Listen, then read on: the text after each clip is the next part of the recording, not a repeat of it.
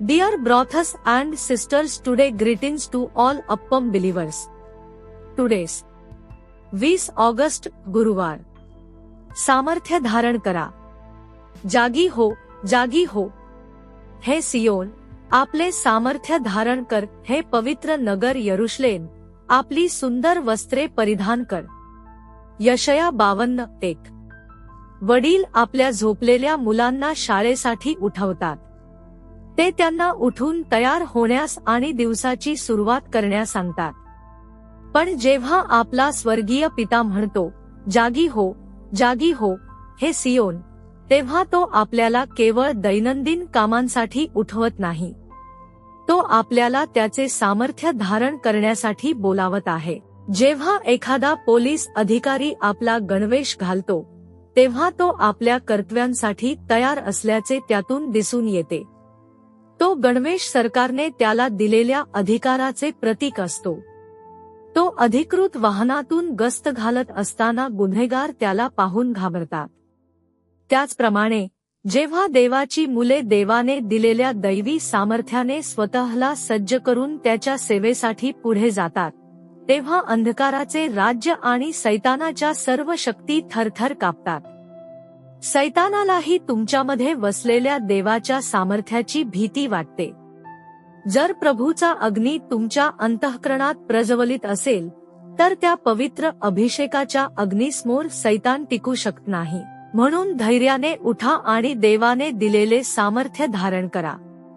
यशयाच्या पुस्तकात जागी हो, जागी हो हे शब्द 3 वेळा आढळतात. प्रत्येक वेळी ते देवाच्या लोकांना नव्या उत्साहाने उठण्याचे आवाहन करतात. आपण वाचतो, जागी हो, जागी हो. हे परमेश्वराच्या बाहू, सामर्थ्य धारण कर. यशया 51:9. परमेश्वराच्या सामर्थ्यवान बाहूने राहाबचा पराभव केला आणि प्राचीन सर्पाचा नाश केला. जेव्हा परमेश्वराने 10 संकटांद्वारे मिसर देश आणि फारोचा न्याय केला, तेव्हा त्याने मोशेला आपल्या सेवेसाठी उभे केले. देवाने त्याच्या हातात काठी देऊन जणू असे सांगितले, माझा अधिकार हातात घे. त्या काठीच्या सामर्थ्याने मोशेने इस्रायल लोकांना मिस्रमधून विजयीपणे बाहेर काढले.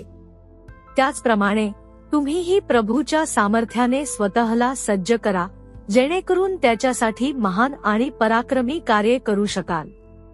तुम्हाला उठून प्रकाशमान होण्यासाठी बोलावले आहे. प्रभूचा प्रकाश तुमच्यावर उगवला आहे. तुमचे जीवन टोपलीखाली लपविलेल्या दिव्यासारखे नसावे, ते डोंगरावर वसलेल्या नगराप्रमाणे सर्वांना दिसावे. तुम्ही जगाचा प्रकाश आहात. म्हणून तुम्हाला तेजस्वी बनविणारे देवाचे सामर्थ्य धारण करणे आवश्यक आहे. प्रिय देवाच्या लेकरांनो, हे सामर्थ्य धारण करणे ही तुमची जबाबदारी आहे.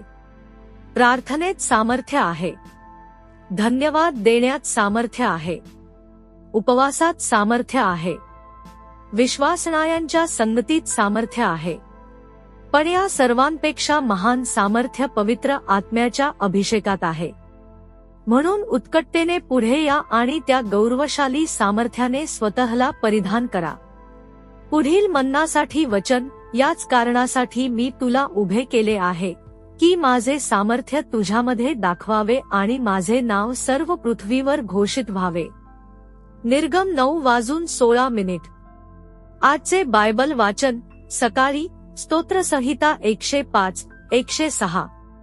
संध्याकाळी 1 कोरिन्थकरांस 3.